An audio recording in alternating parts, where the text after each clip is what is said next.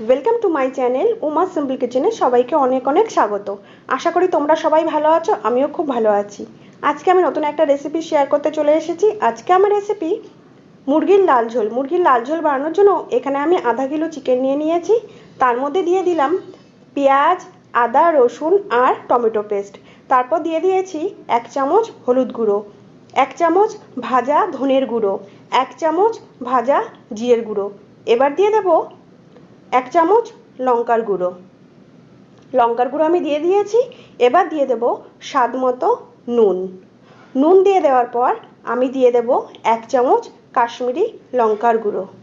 সমস্ত গুঁড়ো মশলা আমি এখানে দিয়ে দিয়েছি। এবার দিয়ে দেব বেশ কিছুটা অয়েল দিয়ে দিয়েছি। এবার দিয়ে দেব এর মধ্যে একটা গোটা রসুন। গোটা রসুন দিলে মাংসের টেস্ট খুব সুন্দর হয়।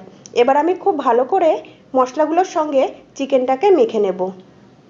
খুব ভালো করে বেশ কিছুক্ষণ ধরে আমি চিকেনগুলোকে মশলার সঙ্গে মেখে নিচ্ছি। মেখে নেওয়া হয়ে গেলে এবার আমি একটা ঢাকনা দিয়ে 10 মিনিটের জন্য ঢেকে রেখে দেব। ঢাকনা দিয়ে ঢেকে রেখে দিয়েছি। এবার আমি গ্যাসে একটা কড়াই বসিয়ে নিয়েছি। কড়াইয়ের মধ্যে দিয়ে দেব পরিমাণ মতো রিফাইন্ড অয়েল। রিফাইন্ড অয়েল আমি দিয়ে দিয়েছি। এবার খুব ভালো করে তেল আমি গরম করে নেব। তেল আমার গরম হয়ে গেছে। এবার এর মধ্যে আমি দিয়ে দেব বড় বড় করে কেটে রাখা বেশ কয়েকটা আলু। আলু আমি সমস্ত দিয়ে দিয়েছি তেলের মধ্যে। এবার আমি আলুগুলোকে ভেজে নেব।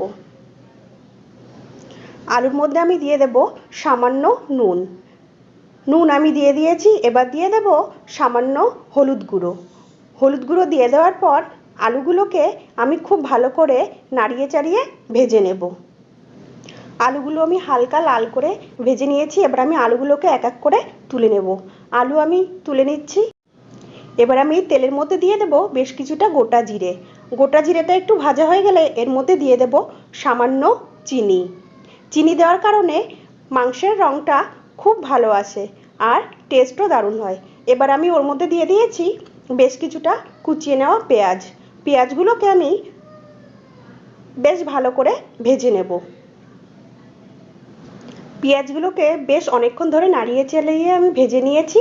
এবার আমি পেঁয়াজের মধ্যে দিয়ে দেব একটা বড় সাইজের টমেটো কুচি। টমেটো কুচিগুলো আমি পেঁয়াজের মধ্যে দিয়ে দিয়েছি।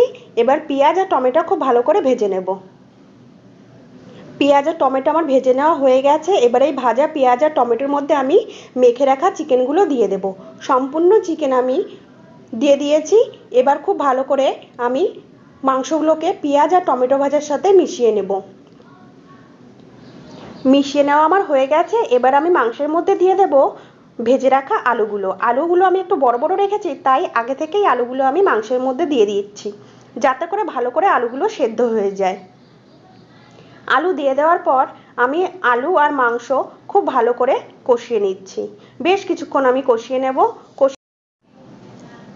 বেশ কিছুক্ষণ কষিয়ে নেওয়ার পর দেখো মাংসের কালারটা কি দারুণ এসেছে আর মাংস থেকে তেল ছেড়ে এসেছে। আলুও অলমোস্ট সেদ্ধ হয়ে গেছে। এবার আমি আরও কিছুক্ষণ কষিয়ে নেব।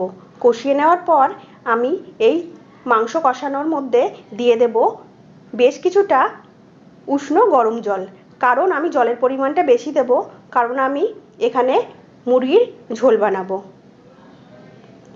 দেখো তোমরা কি দারুণ দেখতে হয়েছে। এবার আমি এই মাংসের মধ্যে দিয়ে দেব জল। আমার দিয়ে দেওয়া হয়ে গেছে। এবার আমি একটা খুন্তির সাহায্যে খুব ভালো করে মাংসগুলোকে নাড়িয়ে চাড়িয়ে নেব বেশ কিছুক্ষণ ধরে।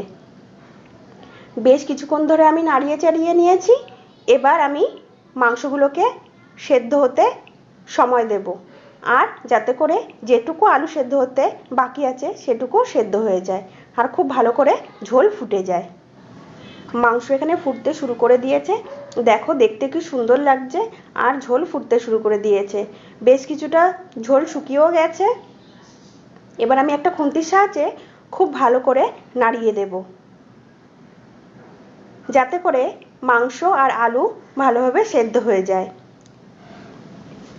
আর তোমাদের যদি আমার এই রেসিপিটা ভালো লেগে থাকে, লাইক করবে, শেয়ার করবে আর কমেন্ট করে জানাবে আমার রেসিপিটি কেমন হয়েছে। এবার আমি এই ঝোলের মধ্যে দিয়ে দেব সামান্য গরম মশলার গুঁড়ো। গরম মশলার গুঁড়ো আমি দিয়ে দিয়েছি। আর একবার আমি খুব ভালো করে নাড়িয়ে চাড়িয়ে নেব, যাতে করে মাংসের সাথে গরম মশলার গন্ধটা খুব ভালো করে ছড়িয়ে যায়।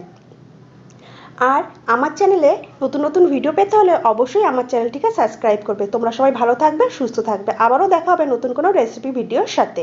Thank you.